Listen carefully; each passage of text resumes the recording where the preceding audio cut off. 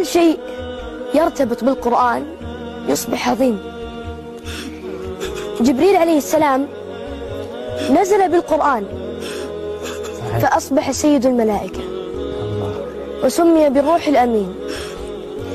محمد صلى الله عليه وسلم نزل عليه القرآن فأصبح أفضل الأنبياء والمرسلين.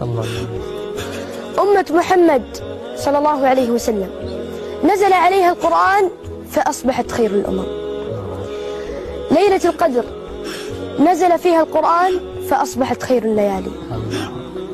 شهر رمضان نزل فيه القرآن فأصبح سيد الشهور، لأن النبي صلى الله عليه وسلم قال: خيركم من تعلم القرآن وعلمه.